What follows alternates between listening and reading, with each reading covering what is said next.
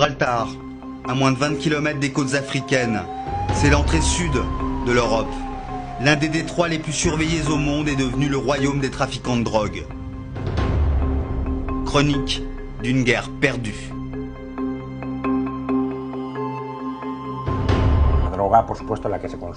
La plupart du hash, consommé en France, en Allemagne, en Angleterre, passe par ici. Des tonnes et des tonnes de drogue ruissellent des montagnes du Rif marocain. Estimation, 15 tonnes de hashish par 24 heures. Voici le Maroc et la côte espagnole. C'est une autoroute. Ceux qui vont vers la Méditerranée passent par là. Et ceux qui vont en Atlantique par ici. Il y a une ligne imaginaire qui sépare l'Espagne du Maroc.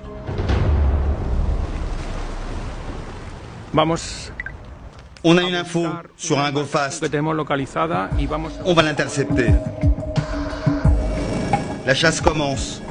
L'hélicoptère de la police espagnole du commandant Bardón, un vieux briscard, est équipé de caméras ultra puissantes. Soudain, l'opérateur détecte un sillage bien particulier. L'info est bonne.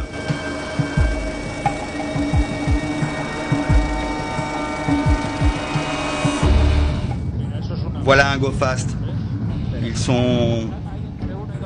Il y a au moins un ou deux personnes à bord.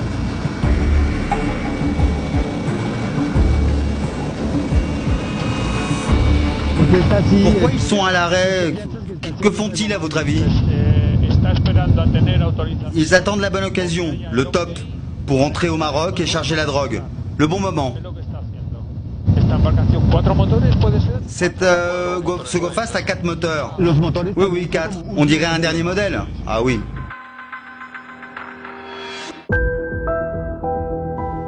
Fini le temps où les gomas, les caoutchoucs comme les appellent les narcos, effectuaient des allers-retours nocturnes entre l'Espagne et le Maroc. Désormais, les canaux forment en pleine mer de véritables camps de base autonomes. Ces intermédiaires, ou passeurs de nuit, sont équipés de tentes, ravitaillés en nourriture et en carburant par des embarcations pleines de bidons qui font office de pompes à essence mobile. Ils peuvent attendre des jours leurs instructions dans les eaux internationales.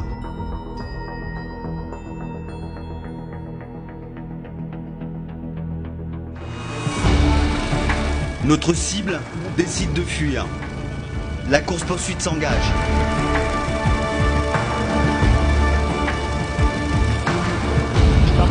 Ils mettent les gaz et ils sont prêts à passer quelques jours en mer. Normalement, ils devraient rejoindre un go fast d'appui. Attention, ils jettent des bidons. Oui, ce sont les bidons vides. C'est sûr, ils vont rejoindre une station essence. Combien peut transporter un go fast comme ça? 1000, 2000, 3000 kilos. On ne s'approche pas trop parce qu'ils peuvent être agressifs.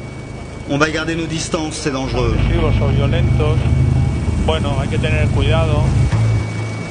Dans ce go fast, pas de drogue. Peut-être un leurre. C'est en permanence. Il y en a tout le temps. Un go fast puis un autre. Beaucoup de leurres, mais ils occupent le plan d'eau. C'est inchiffrable. 2000 et encore 2000 kilos. Des milliers de tonnes. Je ne sais pas combien. Nous survolons la Línea de la Concepción, la ville des barons de la drogue. Villa avec piscine et débarcadère directement reliés à la mer.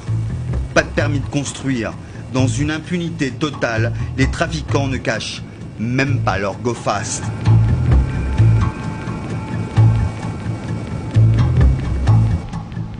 Sur le front de mer du village, chaque maison a sa guérite. Vue sur le golfe, certaines sont même équipées de radars pour détecter le moindre mouvement des autorités. C'est le quartier de San Bernardo. Dans une région plomblée par 35% de chômage, les narcos sont devenus les principaux employeurs et la ruée vers leur brin attire toujours plus de candidats, surtout chez les jeunes. Ici, un jeune de 20 ans peut gagner 1000 € juste avec un walkie-talkie en une nuit pour surveiller la police. Jamais il acceptera un travail digne et honnête à 1500 € par mois avec un patron insupporté, des horaires. Il préférera toujours le trafic.